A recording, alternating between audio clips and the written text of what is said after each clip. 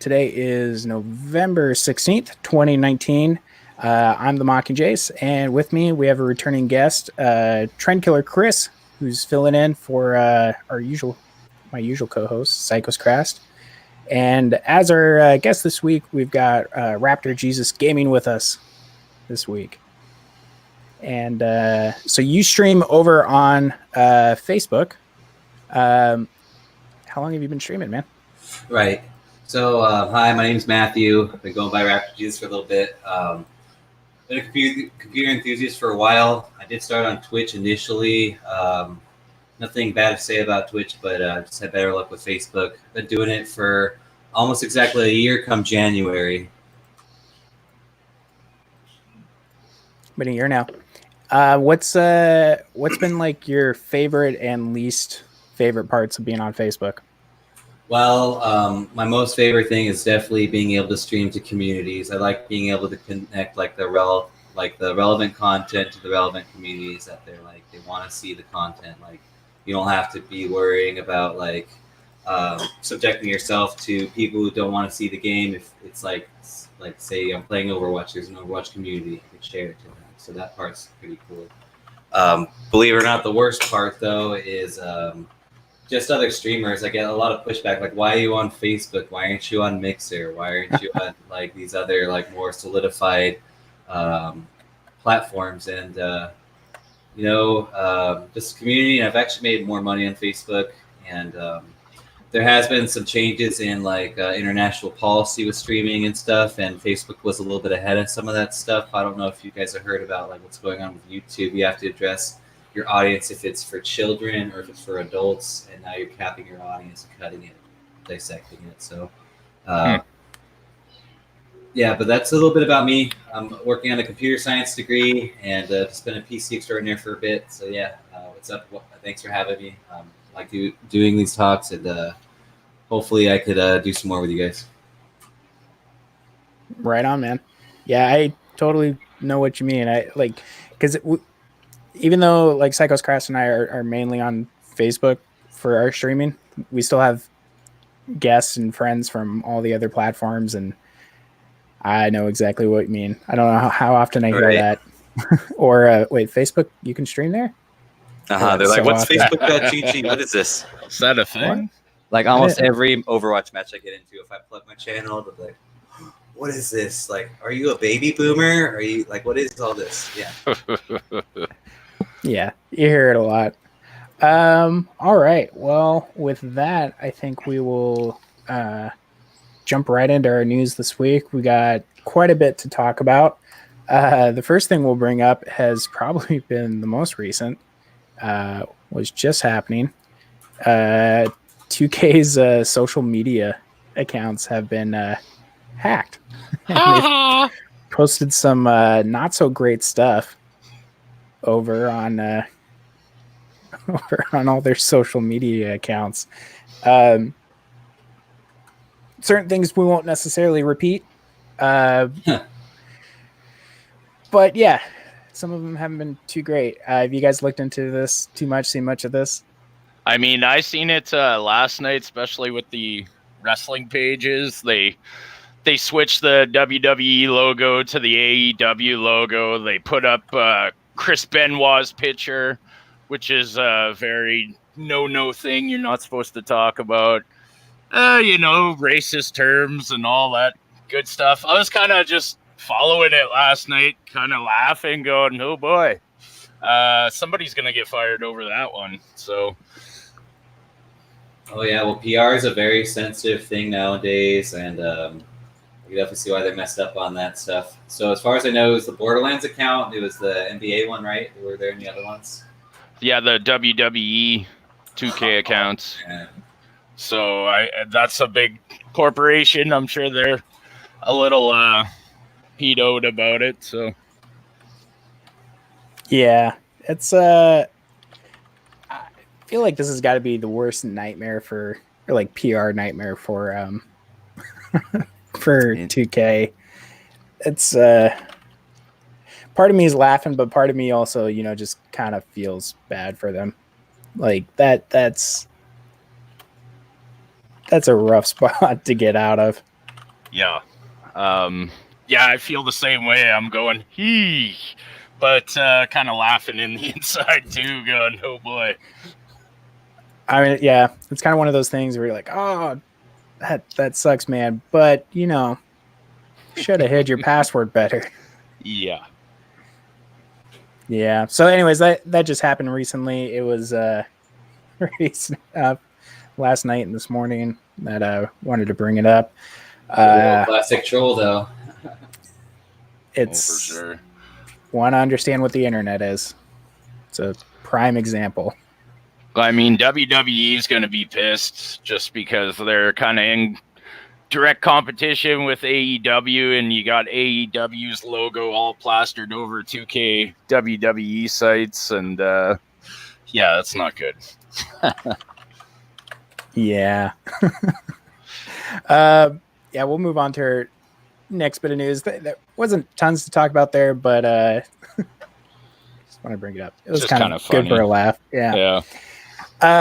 There's reports coming out right now that a new Mass Effect game is in early development right now. Very, very early stages. Apparently, BioWare Edmonton is heading up development on it, and it's being overseen by Mike Gamble, who was one of the big showrunners on the original 3 Mass Effect games. So it's not that there's going to be any release date anytime soon with this, but the last we heard about BioWare was just after Andromeda came out, and then they had said Mass Effect franchise was going to be kind of on a hiatus until they get things sorted out. So this is hopefully good news.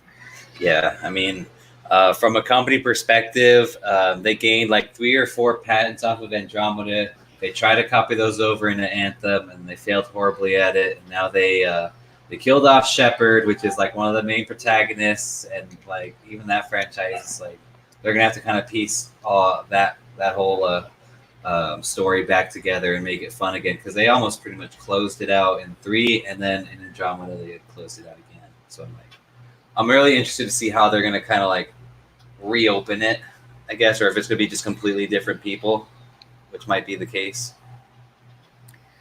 Yeah, I'm curious to see what happened. I've said it before on the show too. Like, Matt, I understand everybody's complaints about Andromeda. I think some of it, I don't know. I don't think Andromeda was necessarily like a bad game. It wasn't a great game, but it just wasn't a Mass Effect game. You know what I mean? Like, I feel like if they took some of like the gunplay and that kind of stuff and put it under like took it away from the Mass Effect universe and put it under a new like franchise title, I think it probably would have done better.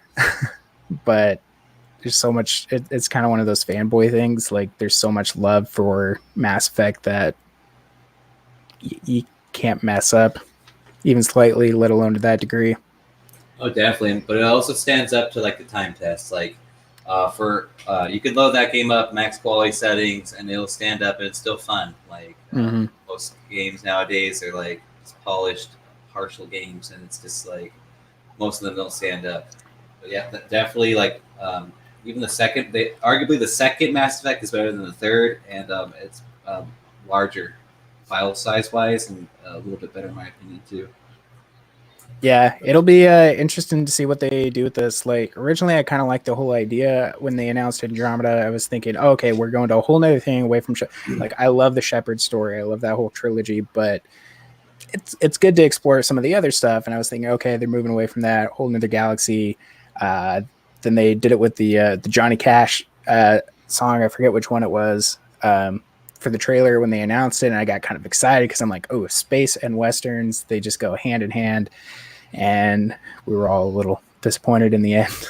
But I'm curious to see which direction they're going with it. I don't think they'll go to another galaxy. I think they're going to steer clear as much as they can from Andromeda, go back to the Milky Way galaxy. But outside of Shepard, I don't know what they're gonna do with that. I was I don't know. Fingers crossed, and I guess we'll wait and see. Well, if they rebuilt him again, they could rebuild him again. So who knows? That's true. That's very, very true. Our next bit of news this week is Borderlands 3 has finally announced their next bit of paid DLC. Game's been out for about 2 months now. And they had a Borderlands show on November 20th. It was kind of just mostly teaser when they were showing about it, but apparently it's coming soon. Just a matter of waiting until it comes out. I don't know. Did you guys play as much Borderlands? I think I've seen you play it, Raptor. Am I missing out? Because Oh, yeah. I've never even played Borderlands at all. Everyone keeps telling me try out Borderlands. Okay, so I'm really debating it. It's like, hold on. It's basically like a loot and shooter that pretends to be an RPG, but it is super fun. The random gun generators are actually one of the best parts of the game. I've been playing through it a lot. I'm actually on my second playthrough on there. It's definitely keeping my attention. The multipliers that you could add, like the True Vault Hunter mode once you beat the game, and then the Mayhem modes you can enable are they definitely keep it fun. And then like the spooky Halloween events going on for a while. So it's been keeping my attention. I think it's a good time to release the DLC before anything gets too stale. So I think they're on track. And right before Christmas too. Game.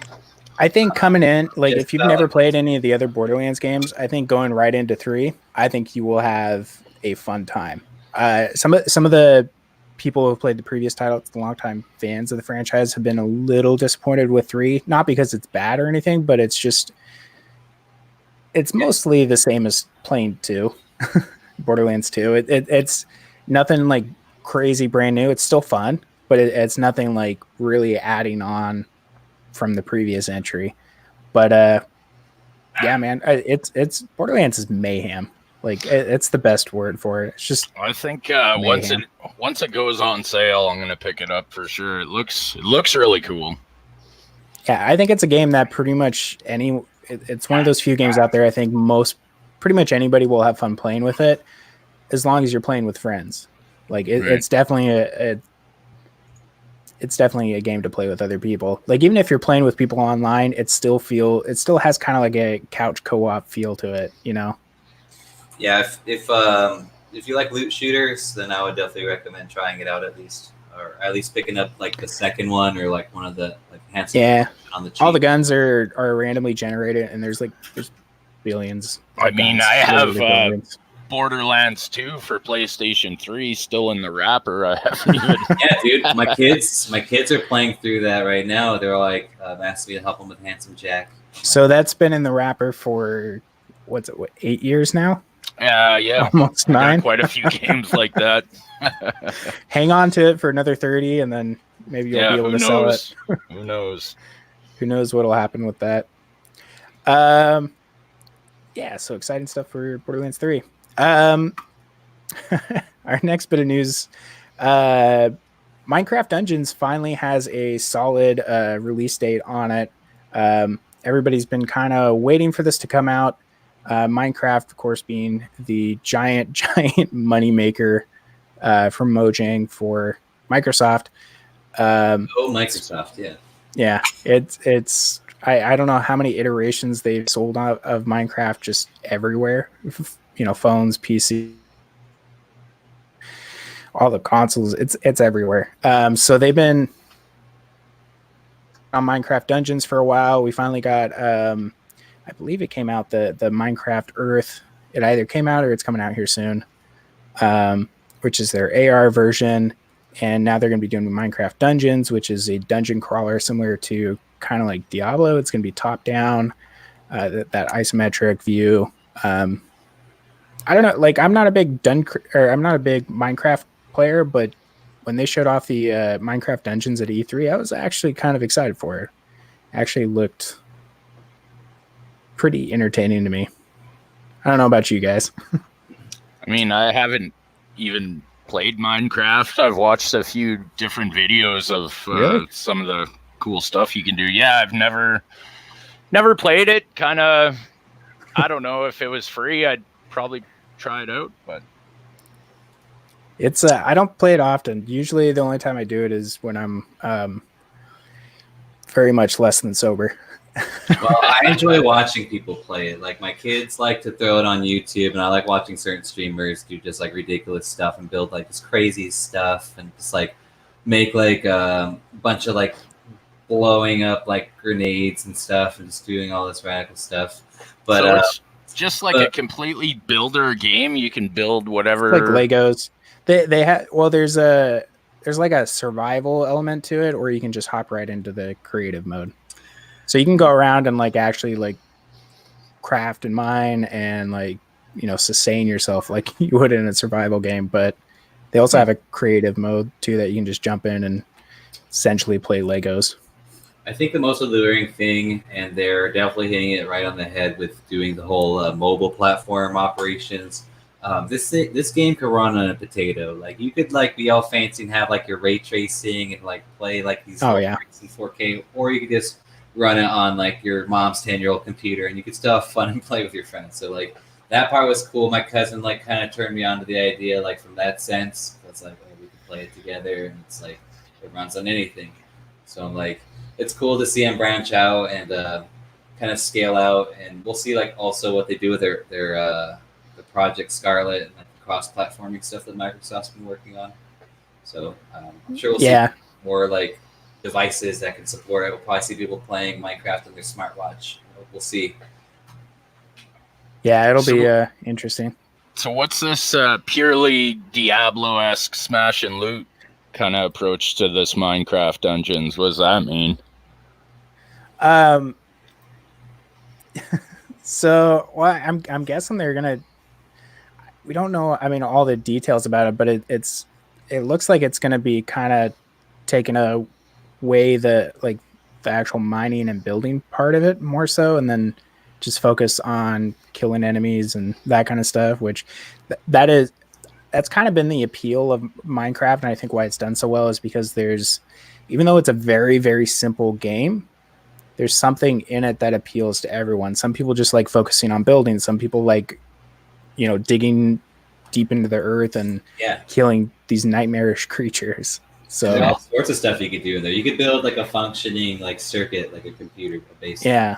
So you could even build like a 8K like image of like a really high resolution image, and you could look at it from like really far away, and like people do that stuff.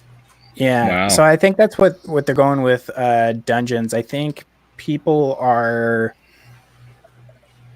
I think they've had enough of the building and stuff like that, like sustaining Minecraft for so long that I think now they're just trying to figure out what other ways to monetize it without actually coming out with like a, you know, Minecraft 2, so to speak. Yeah. And I think Dungeons is kind of that answer where it's just, okay, well, maybe you like how Minecraft plays, but you don't necessarily as big into the building and stuff as your friends. Here's just the action. So I think it's a gambit, but I think it's one that's going to pay off. Like not everybody has the time to sink in to like farm for like materials and hunt for diamonds and all that. So like something to like jump in and play would be really cool. Yeah, should be good. I don't know. We'll see. It actually, I'm more of the action kind of stuff rather than just sitting there and building. So I'm looking forward to giving it a try. Should be fun.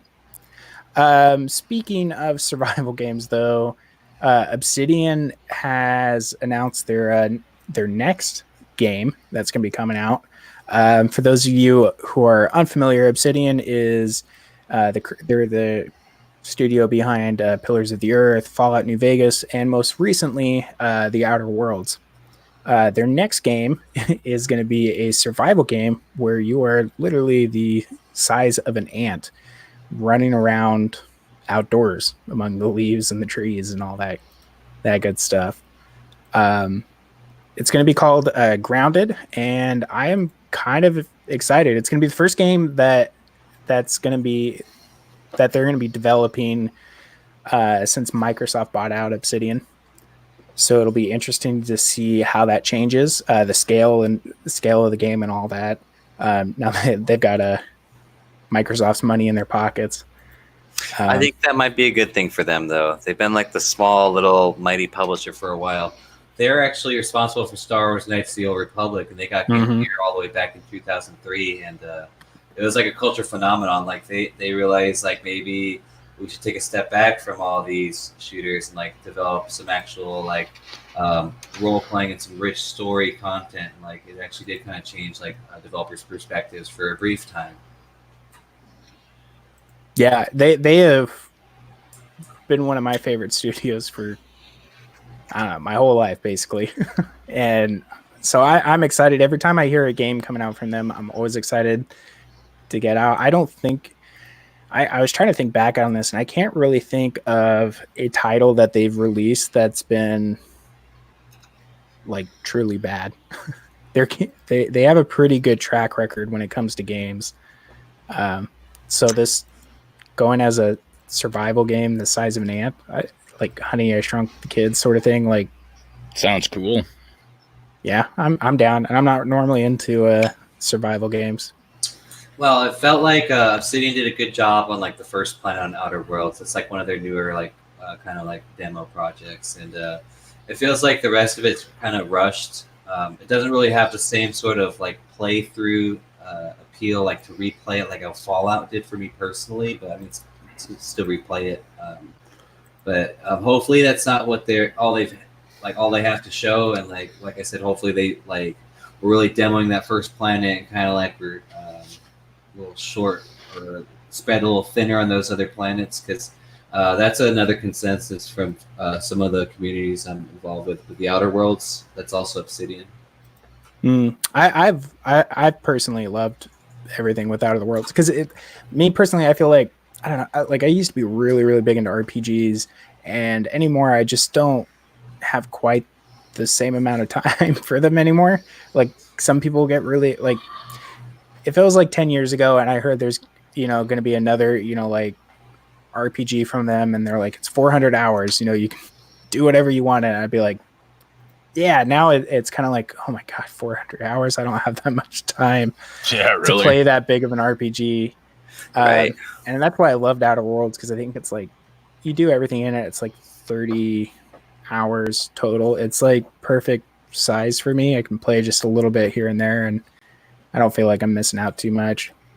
Yeah. But I don't know. They that's the thing I've always liked about Obsidian, though, is they are willing to try new things. Even they're kind of known for their RPGs, but even a while back, like they did some work on was it Armored Warfare, which is tank battle game that's way outside their kind of normal territory. So I always like seeing them. That's the thing I've always liked about Obsidian. They always try something new. It's cool to see. I don't know. Have you played any of those Trend Killer? No, not. I mean, I played. What the hell is it called? Fallout New Vegas for PlayStation 3 a long time ago. I really enjoyed it. I played 2 different playthroughs of it. Yeah, I saw Matt, you're streaming the Outer Worlds. What do you think of that game? I think it's pretty fun. Like I said, I feel like they really like had a real polished like experience on the first planet, and like there's nothing to detract from the actual game itself. It just felt like it was a little bit like spread too thin for me. It was still good. Like I'm gonna definitely finish my playthrough, and I'm really happy to see Obsidian throwing their hand in. Like right now, they need it. Like we really do need it for all of certain like things the publishers are doing right now, and the way like they're trying to monetize everything. Like we need more game, and they definitely try to. And even sometimes it's too much. Like they have unfinished parts of games that fanboys will try to restore content from old games that they've done. And, yeah, this goes to show you like their dedication. Like they want to try to like give you the best they can. And sometimes they'll not even finish it, but they'll do their best. So I really hope that there's more good things to come from them. The one thing I will say about the Outer Worlds that I've absolutely loved is the melee in it. I've give you the options for that in RPGs to go with melee builds, but I never feel like I quite have fun with them until Outer Worlds. I don't know, it just feels really, really good. It does. You're like actually striking and blocking yourself. You're not just like attack. Yeah, it actually, like, I've never really had as much fun with like a melee game as that one. I've never wanted to just be the dumb brute who punches everything. Well, there's some wacky builds you could do. I even heard some guy beat the whole game without even like killing anybody or anything. Like, Yeah. That's insane. That's the thing I've always appreciated about Obsidian. They really try hard to let you play any way you can. They really, like, you listen to the developers talk about like about their own kind of like insights on like how they go about making their games, and those guys are D&D nerds all the way through. It's fantastic. You know, I mean, a lot of people in the gaming industry like grew up playing Dungeons and Dragons, but these guys like really try to take, you know, the I can do anything type mentality from tabletop games and try to put it in their games. I've always loved that. Yeah, so our next little bit of news is the Final Fantasy series is going to be coming to Xbox Game Pass in early 2020. It's going to be everything from everything since Final Fantasy 7, which is quite a few Final Fantasy games. Float people's boat, or that should float some people's boats. I've never personally been big into JRPGs, not so much my thing, but I know that this is a really popular franchise, so it should make some people pretty excited. You guys use Game Pass at all? No, I don't. Yeah, I'm actually I participate in some of the beta stuff on there as well. I'm been working with Microsoft a little bit. Right now they have Final Fantasy IX. They have a Pocket Edition and some other stuff. So if you're in the Xbox Game Pass, it looks like you get like a 30% off on some of that stuff, and they actually do have some freebies out right now, like the playable demo. You could get that right now from the Microsoft Store. Yeah, I've loved Game Pass since it came out. I when it first came out, it was a little lackluster, but over this last year, like, man, I feel like they've been on fire with it. Like, yeah, so many good games that comes with it. When it started off, I'd kind of like, okay, I'll do 1 month here, maybe 1 month there, but now anymore it's just I permanently subscribed to it. I just went and bought out a whole year of it. I love it. Well, yeah, I've been really. Go ahead, Chris. I don't know. I've just been neglect. Like, I don't know. I can't pull the trigger on subscribing to games. I mean, I got hundreds of games I still in the wrapper that I haven't even played, you know? Well, if it makes you feel better, and it's kind of a public or service announcement for everyone, they've got I don't know when it ends, but right now they're doing, I think it's $1 for 3 months of Game Pass, and that includes 3 months of Spotify and 3 months of Discord Nitro membership with it, if you've got it all linked out, which is... Wow. An insane amount of content, plus there are 200 something games on Game Pass. Definitely, like all sorts of stuff. Like, already paid for itself. Like Metro Exodus was a big one. I was like, ooh, I got for $1. And it's not just like it's not just Game Pass, like Xbox Game Pass, or I think you have to choose between the two. Like, you can choose between PC. No, is it Ultimate? I think coming down the pipeline, it's going to be one service, but I think there you might be right where there's like a Xbox and a PC one, but right now there is an Xbox and a PC one, and then you get everything together with Ultimate. But I was trying to remember with this deal that I'm having a tough time because I already have it, so I'm not quite sure. But either way, if you're a PC player or an Xbox player, Spotify and Discord Nitro included with it. It's a lot of content right there. What about PlayStation Now? Yay or nay? Well, I downloaded it. It wants $9 a month for me to pay for games I already paid for on my PlayStation. So I'm like, Xbox, let me do that and let me play the game. No. I don't own a PS4. I have a PS3. I just don't play consoles enough to justify it. I really don't even use my Xbox much anymore. But I thought about doing it because I saw that you could put some of it on PC, but I was looking at it. It's like the only reason why I would pick up PS Now would be because of some of like kind of some of the more exclusives. You know Right, what I mean? exclusives Like would be your biggest driver. that's the only reason why. And then I was looking at it, and it was $20 a month at a time. Like it dropped down to $10 a month now. And I think PlayStation, the way they're gearing up is they've seen how successful Game Pass has been for Microsoft. So I think Sony is reevaluating, and I think you're going to see a push from them to make PS Now more accessible and have much better value with it. But so maybe I'll give it another go here soon. Yeah, it's plastered all over the PlayStation 4 homepage now, so they're advertising it quite a bit. Yeah. So I don't know. I think I don't know. I did it like for 1 month. I wasn't a huge fan of it. I think maybe if they put some work in it, hopefully it'll be better. But like as of right now, where the value is, like I have to side more with Game Pass than I do PS Now. Yeah, I'm gonna try that Game Pass if it's $1 for 3 months. Definitely, yeah. and like certain games you could just like play from your PC, that are Xbox exclusives. Like I'm playing some Halo stuff. Through the... Yeah, Nice. they don't have not all the games included on the Xbox Game Pass or on the PC Game Pass yet. But they're working on bringing more and more titles, making them compatible on PC as well. The PC Game Pass hasn't been around as long as the Xbox one, and some of those Xbox games didn't necessarily have native PC releases. So, yeah, dude, Chris, honestly, if you're definitely in the market, like I got Gears of War 5, I got Blair Witch, The Outer Worlds, just to name a few, Metro Exodus, Wolfenstein. Just for the dollar. Just for the Wow. buck, exactly. Yeah. So I'm gonna pull the trigger on it. yeah, $1 for 3 months, you can't go wrong. Yeah.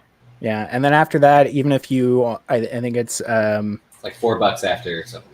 it's $5 a month if you want to do the PC or the Xbox. If you want to have both, they have Ultimate, their Game Pass Ultimate, which is $15 a month, and that also includes Xbox Live with it. So that's PC, Xbox, and Live. Wow. So it's not a, I don't know. They gave you good options on it, but I don't want to make it sound like, or I don't want to make it sound like I'm trying to sell Xbox Game Pass to everyone. It's great. I love it. Yeah. Don't want to try and pressure anybody by Well, it. the price is right. Right? It's a Right. good time right now. It's Good definitely deal. worth checking out, though, definitely. And it's It's for Project Scarlet. It's to help Xbox bottom line in the future for sure. Like investing in their infrastructure is a good thing, I think. Which, on a side note, so Matt, you've been doing. Sounds like you've been doing some of the testing kind of stuff. I got an invite the other week, and I tried testing it out. Didn't work for me. The xCloud or the console streaming. Have you had a chance to try some of that out yet?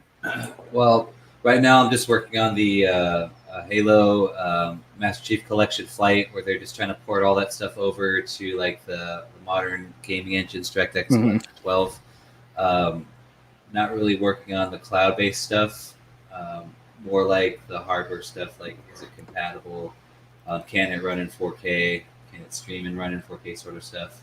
Right. Well, I was just curious if you had a chance to try it because I couldn't get it to work for me. But I don't know if it was the app or my Xbox or something. See, It kept blaming my internet for it, which I know isn't right. I kept saying my internet speeds were too slow. They're not. But I mean, it's early testing phase. For those of you guys who don't know what we're talking about Project xCloud, which is basically Microsoft's answer to Stadia, and it's supposed to let you kind of like stream games from your console to like your phone. Or right now they're doing it with phones, with mobile devices. Eventually they're going to move it to so you can do it on anything with an internet connection. right. But I downloaded the app on my phone. Shouldn't be my phone either. I've got a Razer phone 2, so which is gaming phone. So I couldn't get it to work. I was just curious if anybody else had. Haven't ran into too many people who have tried it out yet. Well, it could be a lot of things like are both your devices on Wi-Fi? Is like one on your like network, like a Ethernet cable? You could try maybe setting the DNS to like Google's IP address that you usually like trick a lot of like temperamental console issues into like. Well, it kept saying, it wasn't saying anything about connections, because when you go to try it out, it has you run a test on your Xbox first, a connection test, and it kept saying my internet speeds were too low. I tried it both with my Xbox plugged in through Ethernet and through Wi-Fi. My internet speeds aren't that slow. Like they were asking, I think it was for like 20 down, or for your download, which internet's definitely faster than that. Yeah. No, like it was just, I think it's just some weird connection or something's not liking the other. I don't know. And it's for 1080p gaming? I was trying to remember. I think I was trying to just do it at 720. Oh, okay, yeah. I was going to say, probably with that bandwidth. Yeah, I wasn't expecting much out of it. And I mean, for me personally, for a while, for the foreseeable future, I'm going to stick with my PC and everything for gaming. But I wanted to try it out. I got invited to try it out. I don't know. I was just curious. Since we were just talking about Game Pass, though, we have a little bit of similar news this week. We finally got, and there's a lot of this news where we have release dates announced. Halo Reach is going to be coming over to PC on December 3rd. It's going to be the first part of the Master Chief Collection.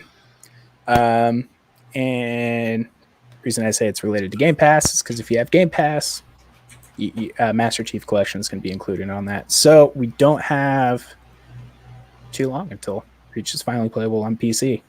I'm excited for this. I don't know if you guys are. I'm a big Halo fan. Yeah, that's one of the first things that got me into like competitive gaming and like all night like matches and stuff like that. Chris is like, it's not Dead by Daylight or Overwatch, so I don't know, man. I miss the Halo craze. I don't know. And I did buy the Master Chief Collection. I just cannot get into it, so I don't know. I'm dead weight on this subject, boys. I mean, that's a fair point. Fair point. Like, I feel like if you don't have any of the nostalgia from playing, like, you know, Halo 2, whatever, when you're younger, like. Well, I know it was the bomb diggity back in the day on, like, regular Xbox. Yeah. It was a big thing, so. Oh, yeah, that thing set the 360 up for sure. Like, that was, like, one of the big go-tos. Yeah. So, I mean, I could see if you don't have that nostalgia, like, it being a little rough. Because there was, like, even moments when I was going back and playing it after playing, like, Halo 5 or another, like, more modern shooter. And you're like, oh, great game. Very clunky. Yeah. It shows its age a little bit. Yeah. Just, it's kind of one of those things. But maybe I should try Halo 5 or something. I don't know. Well, there is a version of Halo 5 that is on PC. It's just the PvP version, Halo 5 Forge. You can download that right now for free from the Microsoft Store. And, I mean, that's like a modern Halo experience, at least. Which, Halo 5, dude, the multiplayer was awesome. Everybody was a little upset on the campaign on it, but the multiplayer was, it felt good. It felt really, really good. Finally brought it into the modern age. Well, being in the Halo Insider program, it took me about 3 months on the waiting list, and I had to submit like my hardware like inside and out, tell them what I had and all that stuff. And, it was like a hurry up and wait sort of a situation because like apparently thousands of people were trying to like sign up to like play this beta stuff when I did. I'm glad I did though. What it does show me is kind of like the game has aged pretty okay, but it definitely shows its age. And a lot of the cooler stuff, like they're working on variable refresh rate, which is good for like streamers and gamers to be able to adjust that stuff, which is totally new because consoles don't have that option. So they're learning how to code all that stuff. That game will run pretty much like ultra high quality settings on like a potato computer. So that part I'm excited for. Like it looks like it's going to run pretty much on anything, like well optimized. Like almost like a similar situation as Red Dead, where people are complaining about like how it runs in ultimate settings, but it's actually well optimized. Like if you run it on low, you could run it on like anything. So you should see a lot of people hopefully pick that up. I hope it's gonna like reinvigorate the Halo community because they've always been kind of split since they made it like an Xbox exclusive, and like people like me who are PC have been always missing out on that stuff. We're kind of like upset about it. Well, that's why it's been exciting, because this is the first one since the very first Halo game. Yeah. Original Halo was on PC as well, and we haven't had a Halo game on PC since then. Since the Vista days, Halo has not been racing. Yeah. So, like, a lot of people were kind of upset that not all of the not all the Halo games in the Master Chief Collection were going to be available right at launch. They're spacing it out a little bit, but honestly, I'm kind of okay with that. Just because I'd rather them like take the time and make sure every game works really, really well on PC, since none of them were native to PC. It's my thought, at least. Definitely, and it does seem like I get the impression that 343 Industries is painstakingly taking their time. Like, you even get like that vibe from like their posts, like, we'll tell you when it's ready. It's ready when it's ready. They're not like rushing it through. Definitely. Yeah, exactly.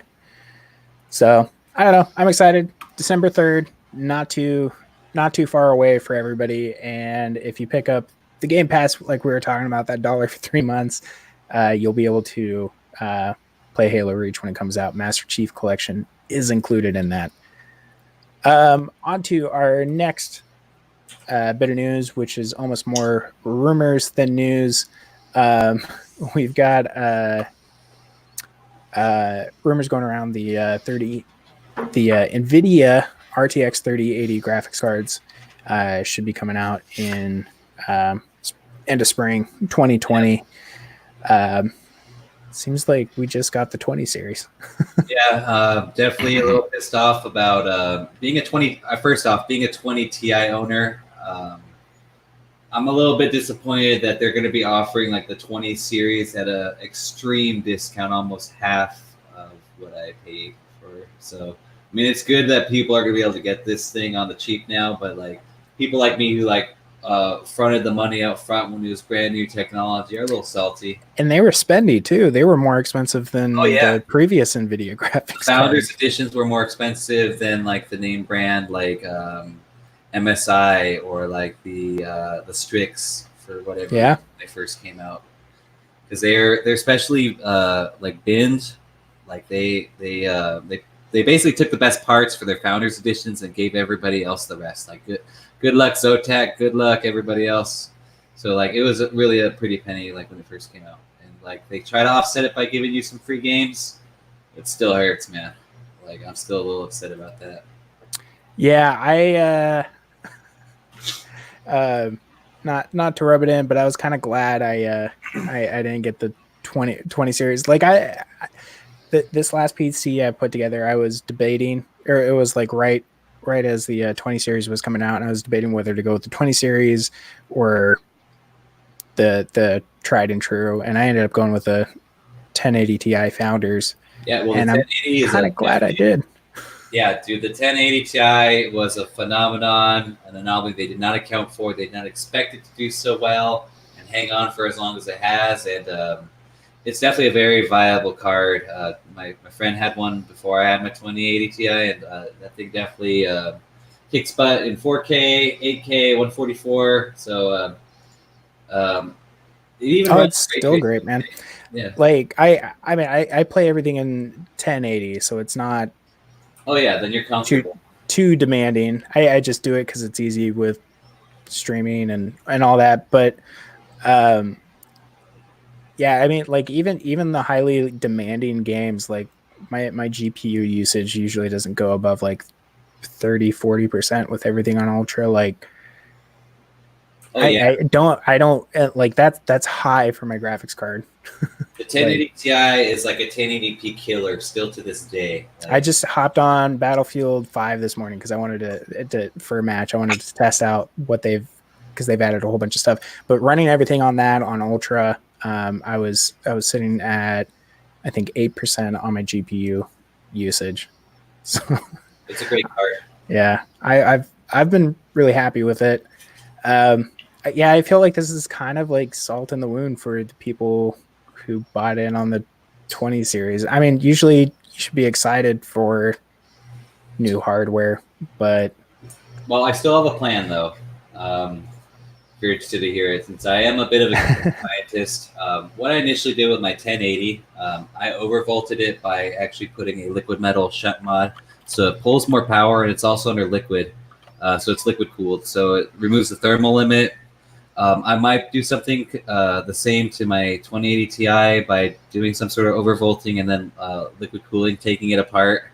The reason being is because the 3080 is only predicted to be around 15% faster, and I estimate I could probably catch it just by putting it under liquid. So stay tuned for some of those tricks, and we'll see what's up with the 3080 Ti and real benchmarks. Hopefully, they said it's June, right? yeah, June is when the I think like April, May, June, I think is when the rumors are going around. So, yeah. For buying that 2080 Ti though, if you're rich, go for the 3080. If you're not, maybe hold off on 3-4 months and get your hands on some numbers, and then make an educated guess from there. Don't be like that bleeding edge guy and shell out $600 for nothing, because even some AMD stuff's in the pipeline. Yeah, that should be I don't know. Should be interesting. What about you, Trent? What do you run in your computer? I know you do a lot of console, but right. I run a 2070, and yeah, I don't know. I'm gonna upgrade in 2021, so hopefully these 30 series are nice and cheap by then. Yeah, that 2070 still like stomps any 1080p, probably high settings, no problem. As long as you cap it at 60 frames, like you should be able to stream whatever you want. I have no problems with my graphic card, and I got it fairly cheap too because I just bought it recently, so wasn't too horrible. Right on. Okay. I didn't realize we were coming up on the hour here. So I'm going to burn through our last couple articles really quick because we got about 10 minutes left in the show. Next bit of news, Human Head Studios went under this week, and they were bought out by Bethesda. For those of you who aren't familiar with Human Head, they've done the games Prey, Rune, and Quiet Man. So they officially shut down and sold themselves off, and they're going to be called Roundhouse Studios. Wasn't a huge surprise, I guess, that like Human Head ended up going over to Bethesda since Prey was a Bethesda published game. Yeah, I was going to say that. Didn't they work together on Prey? So yeah, that's cool though. I mean, I'd much rather see a company so it's kind of a natural fit. Be like put under. That's good. Yeah, so at least people are still keeping their jobs, which is always good. I always feel really always makes me sad when the studio goes under. It's always rough on the people there, but at least they get to keep some jobs, even if it's for a different company now. Hopefully it'll be a similar work environment for them. But yeah, so I guess we'll be seeing something out of Roundhouse Studios at some point. And then our last little bit of news, we'll just touch on real quick. There's rumors going around that the PS5 is going to be having cartridges in it, but it's a little bit different than what you think. It's not N64 Nintendo-style cartridges. They have filed for a patent on a sort of redesigned SSD that you would basically just plug in and take out whenever you needed to store your games on, which to me, it seems like a really smart idea. I don't know about you guys, but... Well, for load times, definitely. You would want a solid-state drive. There's always that concern in the back of your head, though, with volatile memory, meaning if it is solid-state technology, it needs to stay charged, at least to some degree. If it doesn't have that charge, it will wipe, and you will lose all that stuff that's stored on the silicone and all that stuff. Yeah. So, I know that flash technology is pretty stable nowadays. It's been around for a while. But it kind of does make me concerned, like if it ever were to get wet or something like that. I have kids, so like they pour milk on my PlayStation. I don't think it's gonna last. But as far as like the load times for performance and portability, I think it's great. I don't have to worry about that thing's getting scratched up. But if it is volatile memory, I'd be a little bit concerned about that. Your game could eventually wipe off from too many plays if it's volatile memory. Yeah. Well, they haven't necessarily like gone in too deep about how it's going to be working. They mainly what they've been talking about, Sony and to a lesser degree Microsoft have just been going on saying, talking about load times and stuff with all their storage. These cartridges are supposed to be using the same sort of format, same tech as whatever their new one is, where it's supposed to have like almost instantaneous load times, even for huge RPGs. But I don't know, it makes kind of sense. Like I remember, dude, I didn't really hop over into gaming until the 360 came out, and I had a 4 gigabyte 360, and I remember I had like little flash drives because I was dirt poor, and I had these little flash drives that I'd put games on and stuff like that, and I'd switch them in and out, and yeah, that's what I would do. So I don't know, it makes kind of sense, I guess, for like people just getting into it or people who buy a lot of games. Like, it's not the worst way. Well, I do like physical products. But digital downloads are probably going to always be there, and I think it's cool to have like an option. But I would definitely personally go with that digital download. But again, you would need the online connection to get a hold of it. That opens up a whole nother realm of issues. Like if you want to go off the grid or offline and play with your boys somewhere, you won't have that opportunity to be on the network. Well, I think it's a smart move on Sony's part, just because it's another way to bring in money. You know what I mean? Like it allows their gamers to expand their storage a little bit without spending a lot of money. They could essentially go and buy, you know, the cheapest PS5 that comes out there with the smallest amount of memory, and then at some point down the road, when they need more memory and that kind of stuff, they can just buy cartridges here and there to kind of expand it.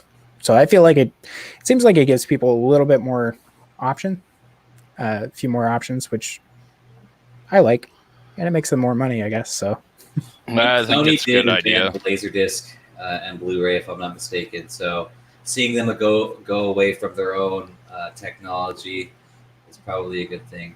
So yeah. Let's see.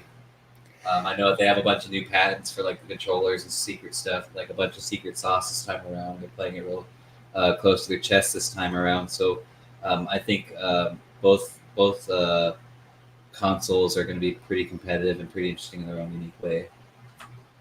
It'll be interesting to see next year, I guess. Well, that is our bit of news for this week. I